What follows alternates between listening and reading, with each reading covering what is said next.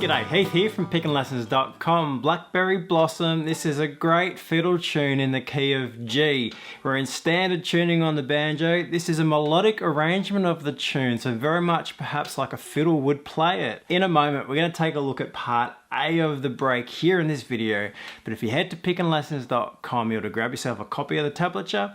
In the member section, we'll also break down part B of the lesson, and you'll also find a backing and play along track there for this arrangement to practice along with as well. Now, let's have a look at part A. We are in standard tuning, so that's all good, just regular open G tuning on the banjo. We are in a melodic style. We'll have a look at some of those techniques as we break on through the tune. This rendition that I recorded, I've given it a bit of a swing feel, which I think works really great when you're not playing it flat out. So if you're playing it as a really fast sort of bluegrass fiddle tune style, you're probably going to play it straight because it's moving very quick. But pull that tempo back a little and you can give it that bit of a bounce. It works really well. So we'll talk about that feel as we go through, but let's just learn the notes to start with. It's using some of the typical melodic positions that we find ourselves in G. So we're starting out here with this second finger, fourth finger combo on the E and the F sharp, running up to the G there on the first note of the first bar. So that's the E, F sharp, G. So very melodic, just moving through the scale. So there's our first position. Our next position will be moving straight into fret 10, fret 9, same finger combo. Our next position, we're moving to this double stop here at fret 7, second and third fingers. And then we shift back into that second and first fingers at fret 5, fret 4. So have a bit of an idea of where that left hand's moving. So we've got 5 and 4, 10 and 9, 7 and 7, back to 5 and 4. And then through this section here, we're just rolling pretty much to capture the melody. It's moving in a melodic fashion, but we just play that with rolls. So just the demonstration there.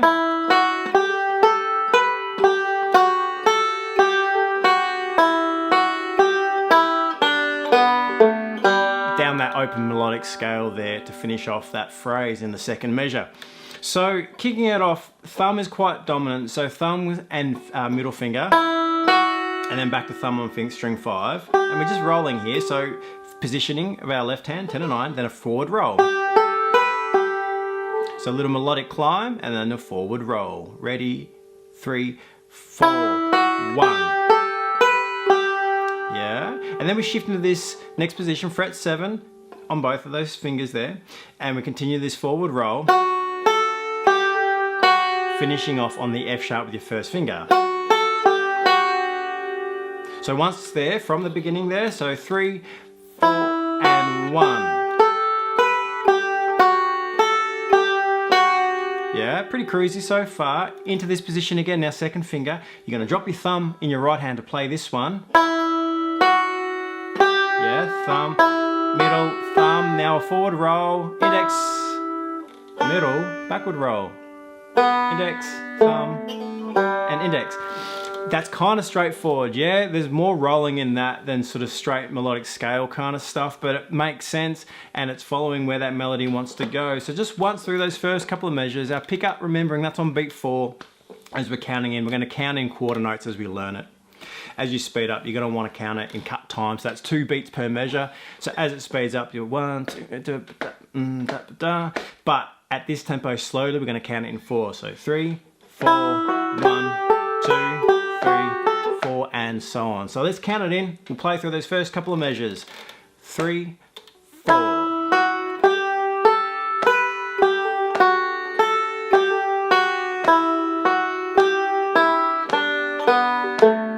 Third finger takes the 7th fret. We're going to shift out of this in measure 3, back into the open position, a little bit of single string, back into this melodic scale position we find really often in G melodic tunes. Yeah, there is a variation coming up with the C sharp we'll touch on in a moment, but that's our positions, our third finger there. So in measure 3, we do shift down. We're going to hammer on first over that C chord and have this nice melodic run. So E, F sharp, G and A, yeah, straight through the scale. Hammer on to help us get through that. Index, thumb, kick it off with the thumb. Now into this melodic scale here. So remembering when we do this, the higher string is a finger, the lower string is the thumb. So index, thumb, for for the back end of that bar there over the G. One more time, so measure 3, ready, and. Measure 4, we're going to throw in the C sharp here as a passing note through the A chord over the D.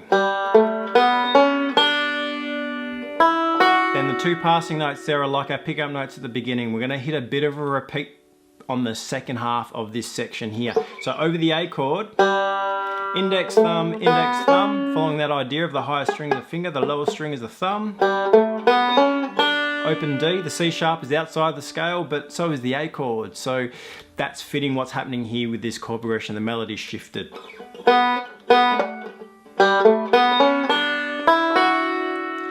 We'll continue on because some of this is the same, then we might backtrack and run through the whole part A once. But from measure 5,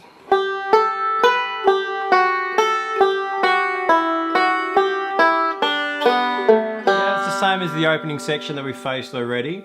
Our tail end, a turnaround here, measure 7.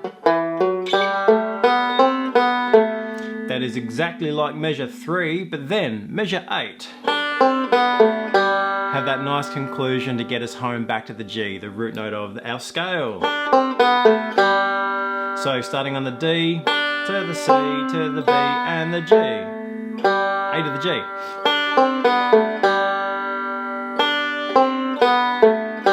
In the 4th beat, we have our 2 pickup notes that lead us back onto the repeat. Remembering we will play this twice. So A section twice through, the second ending will be different. We'll tackle that in the next video for part B. So part A of this tune, some extra notes in there. Well, the C sharp is brought in because of the melody, how it changes in measure 4. We've got the A to the D outside the scale, but otherwise it's pretty cruisy. A lot of melodic that we're used to in open G. Bit of rolling, bit of scale work, bit of single string down the bottom. Let's just run through nice and slow. We'll count it in quarter notes again as we go. So 1, 2, 3 from the top.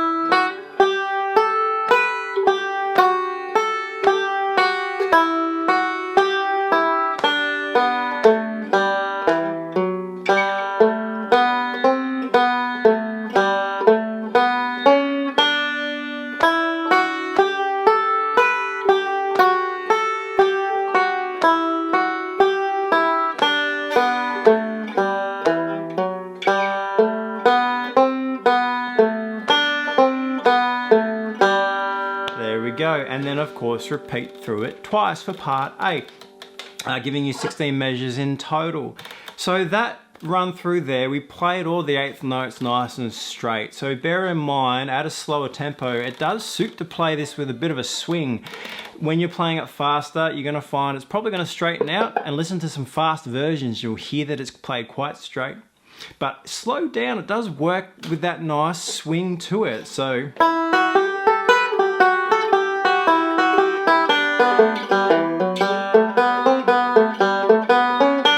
yeah, that sort of idea. So just basically it gives it that long, short, long, short, long, short feel. Now you don't have to go over the top, it can be subtle, but it works really nicely, and you'll have a listen. If you go off and listen to some versions, you'll find that being done as well. So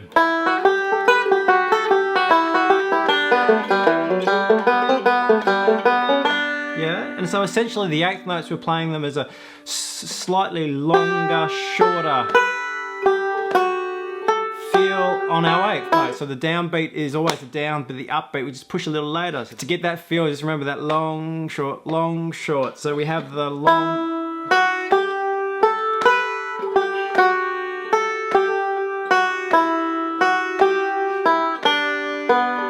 So that's really slow and drawn out, but as you pick up the tempo, it won't be as drastic a feel as that.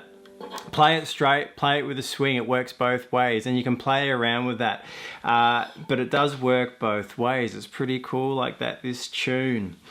Okay, so pickinlessons.com, you can grab yourself a copy of the tab we've just been working through. But in the member section there, we will break down part B of the arrangement. You'll have some play along and backing tracks there to help you out as you go as well. So pickinlessons.com, I'll see you there.